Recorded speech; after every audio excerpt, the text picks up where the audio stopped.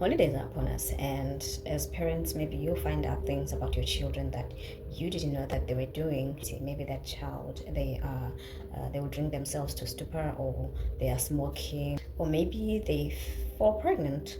And as a community, as a society, we are going to, be drinking tea in the name of that child, instead of just asking ourselves what really happened.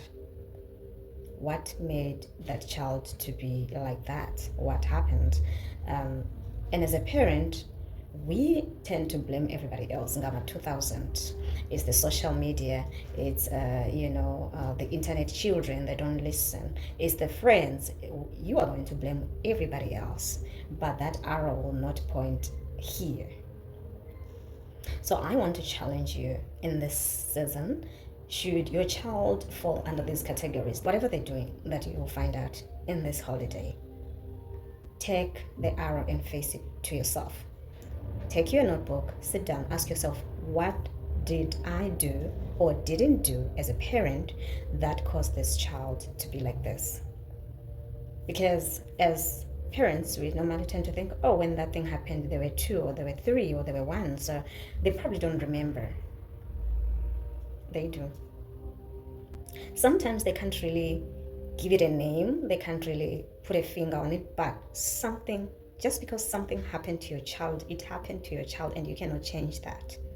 They might have been abused when they were young, physically or otherwise.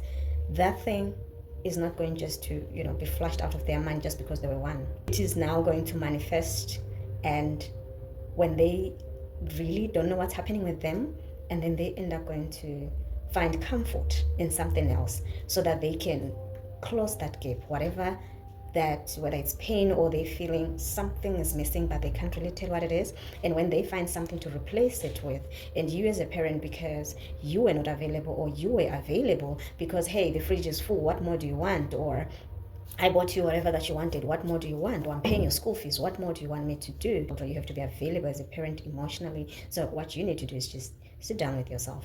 What is it that I did or didn't do? You might think, oh, well, when their dad left, they were 2.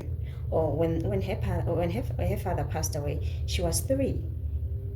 When I was in that abusive marriage, they were 4, so now they're 35. I don't think they remember. Or they're now 20, so I don't think they remember. They do. So you need to write those things down and find a solution on how to fix that. It is fixable. It's not too late. That's why there's people like myself as a family life practitioner. We can help your child be the child that was meant to be, because they were not created to, depend on substances so that they can live a happy life, because that's what they called happy. And there's a saying that we are a generation that has happy pictures, but behind closed doors we are sad, something like that, and which is really true. So you as a parent, ask yourself, what is it that I did or didn't do for my child to end up this way?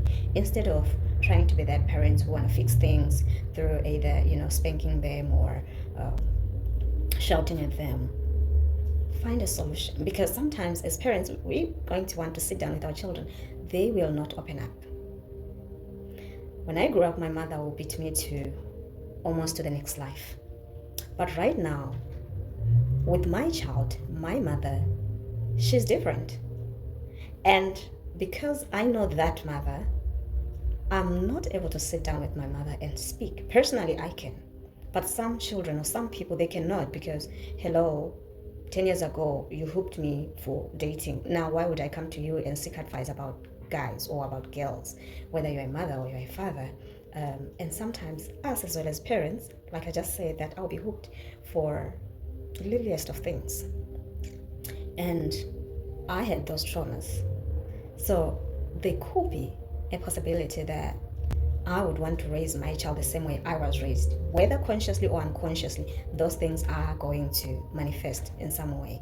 And as a parent, you want to make sure that you find somebody to speak to your child. You can take your child to your auntie, because they know to their auntie or your auntie or their grandmother, because they know you guys are going to sit down and discuss it all over again. So take your child to a professional where they'll speak freely, and when you are also going to be invited by the professional, obviously we are not going to share with you to the detail what happened. We are now going to assess you.